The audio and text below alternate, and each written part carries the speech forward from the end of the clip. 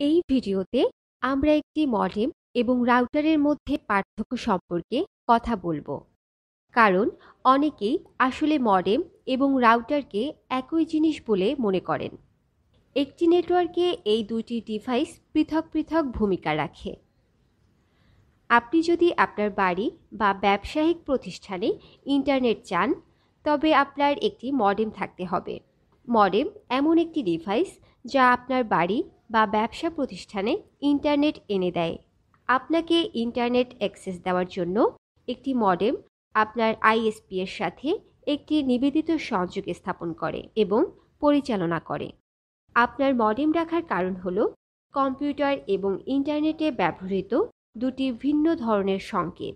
একটি কম্পিউটার কেবল digital signal পড়তে পারে, কিন্তু ইন্টারনেট একটি অ্যানালগ সিগন্যাল।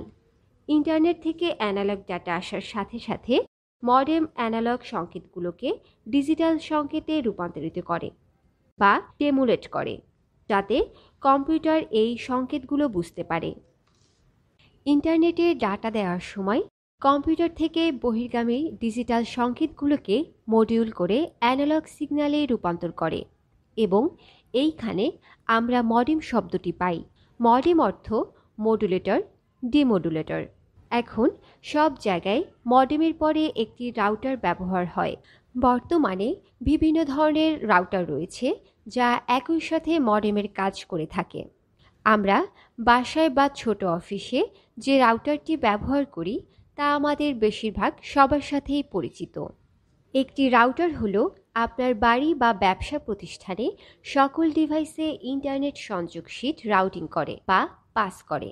রাউটার আপনার বাসায় বা ব্যবসায় সকল কম্পিউটার, ফোন, ল্যাপটপগুলিকে নির্দেশ দেয় যাতে ডিভাইসগুলো ইন্টারনেট অ্যাক্সেস করতে পারে। রাউটারে একাধিক সুবিধা সহ একটি বিল্ট ইন সুইচ থাকবে, যার সাহায্যে ইথারনেট কেবলের মাধ্যমে আপনি একাধিক ডিভাইসে ইন্টারনেট ব্যবহার করতে পারেন এবং এটি একটি ওয়্যারলেস অ্যাক্সেস পয়েন্ট হিসেবেও কাজ করে, যাতে মোবাইল, ট্যাব এবং ল্যাপটপের মতো ওয়্যারলেস ডিভাইসগুলিতে ইন্টারনেট অ্যাক্সেস করতে পারে।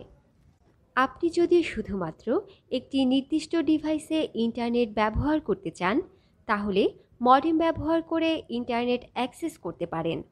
আপনি কোন ধরনের ইন্টারনেট ব্যবহার করছেন তার উপর নির্ভর করে আপনার সঠিক প্রকারের মডেম ব্যবহার করা দরকার। আশা করি মডেম এবং রাউটারের মধ্যে পার্থক্য আপনি বুঝতে পেরেছেন। আমাদের আজকের এই ভিডিওটি আপনাদের কেমন লেগেছে তা অবশ্যই কমেন্ট করে জানিয়ে দিবেন।